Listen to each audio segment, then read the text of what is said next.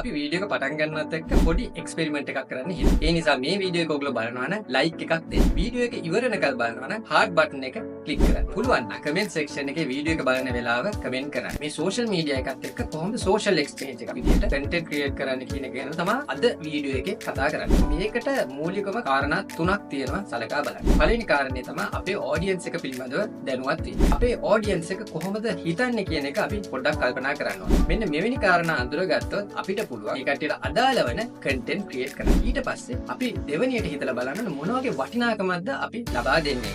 ඒක හරහා දැනුමක්, ඒ පිළිබඳ විනෝදාස්වාදයක්, ඒ කට්ටියගේ සෝෂල් නෙට්වර්ක් එක හරහා ෂෙයා කරන්න පුළුවන් දෙයක් ලබා දෙනවා නම් අන්න අපි වටිනාකමක් අපේ කන්ටෙන්ට් එකෙන් ක්‍රියේට් කරනවා. අපි කල්පනා කරන්න ඕනේ මේ කරන කන්ටෙන්ට් එකෙන් හැඟීමක් ඇති කරනවා. හැඟීමක් ඇති කළොත් අවධානයක් ලබා ගන්න තියෙන අවස්ථාව වැඩි. අවසාන වශයෙන් අපි හිතන්න ඕනේ කොහොමද මේ call to action එක පිළිබඳව අපි හරියට පැහැදිලි කරන්නේ කියලා. මොකද අපි හොඳ අවධානයක් ලබා ගත්තොත් මේ කන්ටෙන්ට් එකෙන් අපි බලාපොරොත්තු වෙන ඇක්ෂන් එක මොකක්ද කියන එක පැහැදිලි කරන්න ඕනේ. මෙන්න මේ විදිහට හිතලා බැලුවොත් ඔබට පුළුවන් හොඳ කන්ටෙන්ට් එකක් කරා ඔබගේ ඔඩියන්ස් එකට හොඳට කනෙක්ට් වෙලා වැඩිපුර ලයික්, ෂෙයාර්ස්, කමෙන්ට්ස් සහ call to action ලබා ගන්න. වීඩියෝ එක පටන් ගද්දි මම කිව්වා ලයික් කරන්න, කමෙන්ට් කරන්න කියලා. මේ එක්ස්පෙරිමන්ට් එක පිළිබඳව මම ලබන සතියේ වීඩියෝ එකේ ඔබට ගත්ත ඩේටා සමග පැහැදිලි කරන්න. එහෙනම් ලබන සතියේ හම්බෙමු.